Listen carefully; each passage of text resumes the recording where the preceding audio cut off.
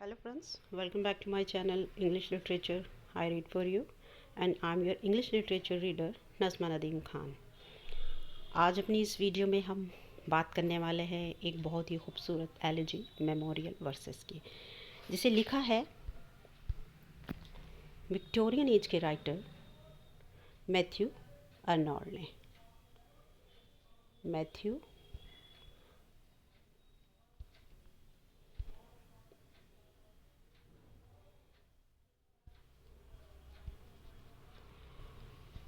Matthew Arnold ने लिखा है। तो मैथ्यू अर्नोल्ड ने इस एलिजी को लिखा है किसी की याद में। तो मेमोरियल यानी कि किसी की याद में, वर्सेस यानी कि कोई कविता। जब किसी कविता को किसी की याद में लिखा जाता है तो उसको एलिजी कहा जाता है। दुख को प्रकट करने के लिए उस इंसान के जाने के शोक गीत, जाने के दुख में एक शोक गीत लिखा जाता है, उस एलिजी कहा जाता है। तो इसे लिखा गया था विलियम वर्ड्सवर्थ की डेथ के लॉस में, उनके दुख में। तो 1850, जैसा हम सभी जानते हैं, 1850 में विलियम वर्ड्सवर्थ की डेथ हुई थी और तभी इस पोएम को कंपोज किया गया था, इस एलिजी को कंपोज किया गया था बाय मैथ्यू अर्नोल्ड के द्वारा। मैथ्यू अर्नोल्ड ने ये टोटल 74 लाइंस की एक एलिजी है। तो चलिए स्टार्ट करते हैं, अच्छे से समझते हुए एक एक वर्ड को चलेंगे और आई होप ये वीडियो आपको बहुत हेल्पफुल रहने वाली है। तो पहले कुछ डिस्कस कर लेते हैं एलिजी के बारे में। देखिए, जैसे कि ये फॉर्म है, ये एलिजी स्टार्ट होती है गेटे से। तो यहाँ जो है एग्ज़ाम पर्पस से एक पॉइंट आपसे क्लियर करना चाहते हैं, जिससे रिलेटेड काफ़ी एमसीक्यूज़ जो है अक्सर जो है एग्ज़ाम में पूछे जाते हैं, तो उनको डिस्कस कर लेते हैं। तो अक्सर पूछा जाता है कि विलियम वर्ड्सवर्थ की याद में या को उनको डेडिकेट एक एलिजी है जो कि मैथ्यू अर्नोल्ड ने लिखा है। विलियम वर्ड्सवर्थ के अलावा मैथ्यू अर्नोल्ड ने इसमें और कौन से दो राइटर हैं जिनका जिक्र यहाँ पर किया है। तो पहले हैं गेटे और दूसरे हैं बायरन। याद रखिएगा फ्रेंड्स, लॉर्ड बायरन 36 एज में ही, काफ़ी अर्ली एज में उनकी डेथ हो गई थी। तो यहाँ इन तीनों को याद किया है, बट जो एलिजी है वो टोटली जो है डेडिकेट की गई है, लिखी गई है वर्ड्सवर्थ के लिए। हालांकि जिक्र यहाँ पर गेटे के जाने का भी दुख किया जाता है और बायरन के लिए भी शोक प्रकट किया जाता है। तो ये पॉइंट आप याद रखिएगा। Goethe in the Weimar sleeps and Greece long since saw Byron struggle cease. देखिए, बायरन गेटे, ये स्टार्टिंग की लाइन में ही उनके दोनों का राइटर का जिक्र आ जाता है। गेटे जो थे एक जर्मन राइटर थे और जर्मनी में ही उनकी डेथ हुई, वहीं पर उनको जो है दफना दिया गया। तो वीमर है एक जगह वहाँ पर, तो वहाँ पर जो है स्लीप्स का मतलब ये है वो वहाँ पर सो रहे हैं। सो रहे का मतलब उनकी डेथ हो चुकी है, वो अपनी कब्र में जो है, अपनी ग्रेव में है, सो रहे हैं। वहाँ पर वो उनकी कब्र मौजूद है, वो वहाँ पर अपनी जो है कब्रगाह में सो रहे हैं। And Greece long since saw Byron struggle seize. और ग्रीस जो थे, लॉर्ड बायरन जो थे, वो ग्रीस में जो है उनकी जो रचनाएं हैं काफ़ी ज़्यादा पॉपुलर हैं और वहीं पर उनकी टोम है। तो ग्रीस ने काफ़ी लंबे समय तक लॉर्ड बायरन के स्ट्रगल को देखा। स्ट्रगल उनकी जो भी उन्होंने अपने लाइफ में अपनी रचनाओं को लिखने में, या जो उनकी सोच थी, थॉट थी, उसके सब हर प्रोसेस को, पूरी लाइफ को उन्होंने देखा ग्रीस ने। और जब उनका जीवन का अंत हुआ तो भी वो साक्षी था। But one such death remain to come, the last poetic voice is dumb, we stand today by Wordsworth टू। अब यहाँ पर वो एक और लॉस की बात करते हैं मैथ्यू अर्नोल्ड। अभी तक उन्होंने गेटे और बायरन के लॉस की बात की है। अब वो कह रहे हैं एक ऐसी डेथ है, एक ऐसे इंसान की डेथ अभी होनी बाकी है जो हमें छोड़कर जाएगा, जिसका लॉस हमें फिर से सहना है। और वो जो आखिरी हमारे पास पोइटिक वॉइस थी, एक कवि की रचनाएं, उसकी आवाज़ होती हैं, तो वो जो आवाज़ है हमेशा के लिए शांत होने वाली है, हमारी ज़िंदगी से हमेशा के लिए वो बंद हो जाएगी आवाज़। तो वो अब किसकी बात कर रहे हैं, वो कर रहे हैं वर्ड्सवर्थ की। तो वर्ड्सवर्थ की एक ऐसे कवि हैं, मतलब उनकी बात करें कि एक ऐसी एक और लॉस को भी हमें सहना है, एक ऐसी पोइटिक वॉइस है जिसे अभी शांत होना है। और आज हम वर्ड्सवर्थ की जो टूम है, यानी उनकी कब्र पर खड़े हैं और उनकी मौत को के शोक को सहन कर रहे हैं। यानी कि वो गुज़र चुके हैं 1850 में, और हम उनके जो मृत्यु है उसको हमें सहना है। When Byron's eyes were shut in death, we bowed our head and held our breath. अब वो फिर से बायरन के बारे में बात करते हैं कि लॉर्ड बायरन जब मृत्यु को प्राप्त हुए, अकाल मृत्यु हुई उनकी, यानी काफ़ी यंग एज में जो थे, 36 ईयर में ही उनकी डेथ हो गई थी। तो जब मृत्यु ने उन्हें पकड़ा, उनकी आंखें बंद हुई मौत की वजह से, वी बॉड आवर हेड, हमने जो उनके सम्मान में अपने सरों को झुका लिया, एंड हेल्ड आवर ब्रेथ, और अपनी सांसों को रोक लिया। यानी हमें इतना दुख था कि सांस भी, मतलब ये कहते हैं ना कि रुक जाती है। कोई ऐसी दुख घटना की खबर सुनकर जब हम सुनते हैं तो हमारी सांस जो होती है थोड़ी देर के लिए रुक जाती है। तो हमने अपने सर झुका लिया और अपनी सांसों को रोक लिया जब हमने बायरन की मृत्यु का सुना। He taught us little, taught us little का मतलब है कि वो काफ़ी कम एज में गुजर गए। उनकी रचनाएं जो थी, कविताएं जो थी, वर्क जो थे, काफ़ी ज़्यादा एक स्पार्क था उनमें,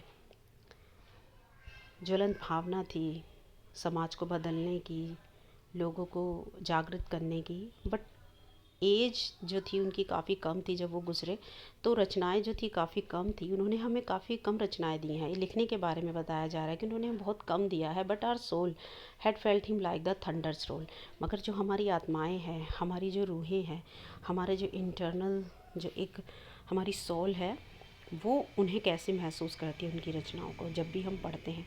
जैसे कि एक बिजली, एक थंडर, जिसके आने से पूरा आसमान कांप जाता है, पूरी ज़मीन हिल जाती है, उसी तरीके से उनकी रचनाएं बेशक कम है, ना के बराबर है, बहुत मतलब लिमिटेड है, बट जो है वो एक पूरा चेंज लाने का एक हुनर रखती हैं, एक दम रखती हैं। क्योंकि हम जो है उनकी रचनाओं को जब पढ़ते हैं तो काफ़ी ज़्यादा जो है एक स्पार्क हम महसूस करते हैं। With shivering heart the strife we saw of passion with eternal love, और हम कांपते हुए दिलों के साथ उन्हें महसूस करते हैं। यानी कि हमारे हृदय में भी उन्हीं की तरह कंपन पैदा हो जाती है, हमारे हृदय भी एक जोश के साथ भर जाते हैं जब भी हम उनकी रचनाओं को, उनकी कविताओं को पढ़ते हैं। और ये इस तरह हो गई हैं, पैशन से के साथ सबको भर देती हैं, जैसे कि एटर्नल लॉ जो कभी ख़त्म ना होने वाला है। यानी जब भी पढ़ेंगे, जब भी जो है जब भी पढ़ेंगे तो पढ़ने वाले रीडर के अंदर एक एटर्नल, कभी ना ख़त्म होने वाला जो एक ज्वलंत भावना है वो हमेशा के लिए जल जाती है। जब भी पढ़ेंगे, जब भी एक नया जोश वो भर देती हैं।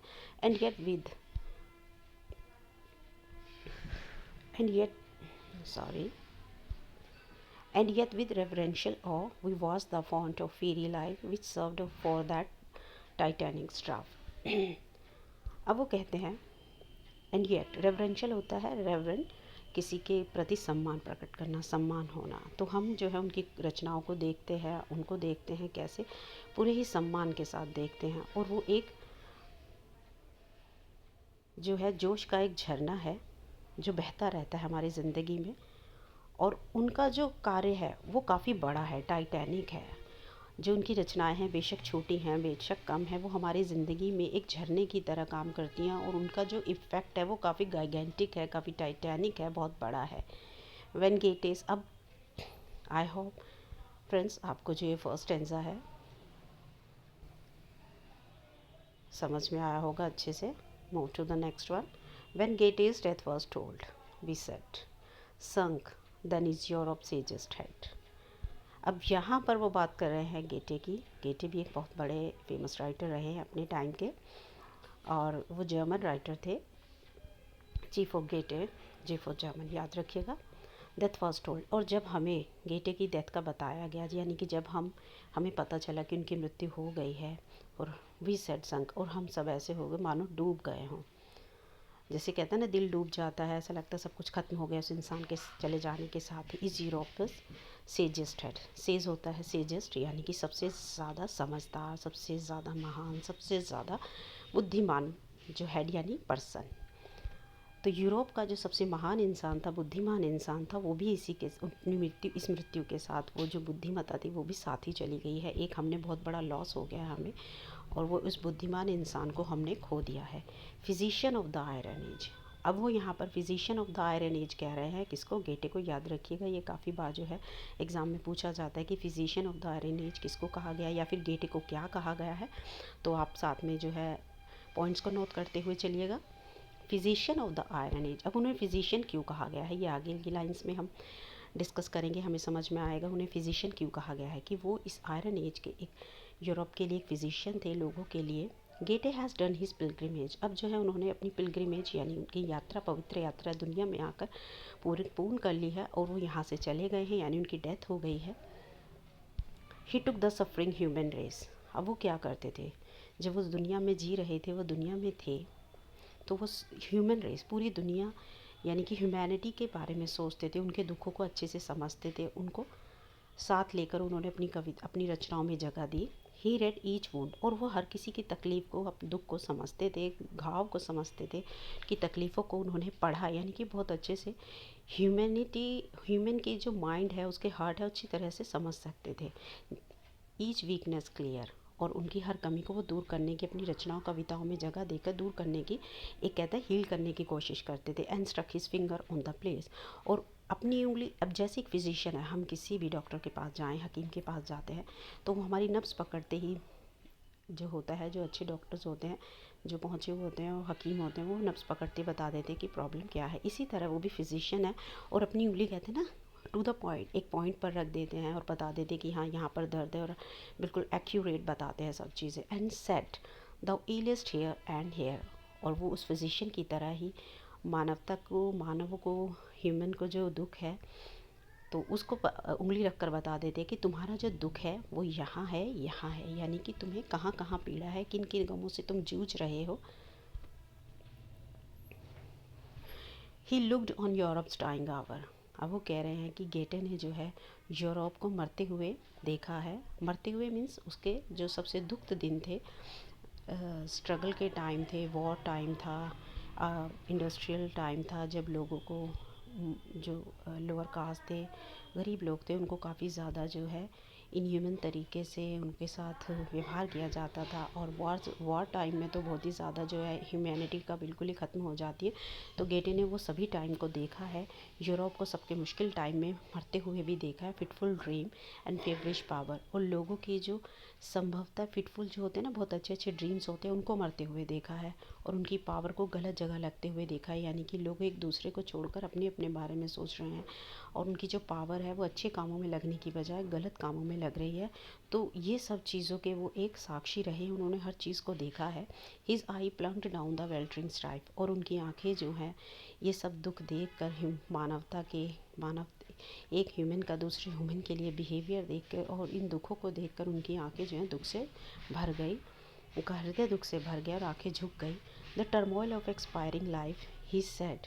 और टर्मोइल होता है उथल पुथल, अशांति, बहुत ज़्यादा बेचैनी, और ये जो ज़िंदगी मानवता को जो ख़त्म हो रही थी अपने टाइम में, उन्होंने देखा कि कैसे मानवता जो है वो ख़त्म हो रही है इंसानों में, और वो एक दूसरे के सिर्फ फॉर पर्पस के लिए वो जुड़े हुए रहते हैं। तो इन चीज़ों की ये जो बेचैनी थी, वो उन्होंने सब चीज़ देखी, ये उथल पुथल भी देखी, सब चीज़ देखी उन्होंने। He said the end is फिर। तब वो उनका दिल क्या उठा, उन्होंने कहा कि ऐसा लगता है कि अब एंड हर जगह है, हर जगह सिर्फ मृत्यु है, हर जगह सिर्फ एंड है, कहीं कुछ नहीं बचा है। Art still has truth.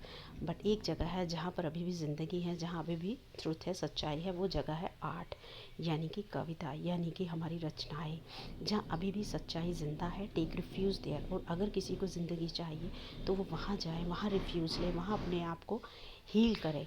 And he was happy. और वो बहुत ज़्यादा खुश होगा। If to know causes of things and far below. और उसे वहाँ बहुत ज़्यादा खुशी मिलेगी। और वो बहुत ज़्यादा खुश थे ये जानकर if to know causes of things and far below his feet to see the lurid flow of terror and insane distress। और वो जानते थे, उन्हें बहुत खुशी थी कि जब कोई पर्सन वहाँ आर्ट के अंदर रचनाओं के, कविताओं के किसी भी तरीके से जो है रिफ्यूज़ लेगा, वहाँ शेल्टर लेगा, तो उसके जो हर तरह के दुख हैं, कॉजेज़, कोई भी उसकी कॉज है, कोई भी रीज़न है, चाहे कैसे भी हो, बड़े हों छोटे हों, जो वो एक बह रहा है, feet to see the lurid flow, जो एक फ़्लो के साथ जो दुख बह रहा है उनकी ज़िंदगी में बह रहा है, किस किस का दुख है, टेरर है, चाहे वो डर है, चाहे वो दुख है, वो सभी को जो है आर्ट ख़त्म कर देगा। यानी उनकी ज़िंदगी से दुखों को ईज़ देगा, उन्हें हैप्पीनेस देगा। एंड हेडलॉन्ग फेट, और एक लंबी जो है उनकी ज़िंदगी को अच्छी किस्मत की तरफ लेकर जाएगा, उनको अच्छी फेट देगा और उन्हें हैप्पीनेस से भर देगा। आई होप आपको जो है अच्छे से समझ में आया होगा। हमने बहुत अच्छे से एक्सप्लेन करने की कोशिश की है। आई होप आपको चीज़ें, वर्ड्स लाइन टू लाइन समझ में आए होंगे। तो दोस्तों, आज की इस वीडियो में इतना ही। ये पार्ट फर्स्ट है। नेक्स्ट पार्ट में हम रिमेनिंग जो पार्ट है उसको अच्छे से डिस्कस करेंगे। तो आज की वीडियो में इतना ही। मिलते हैं नेक्स्ट वीडियो में। तब तक पढ़ते रहिए, खुश रहिए।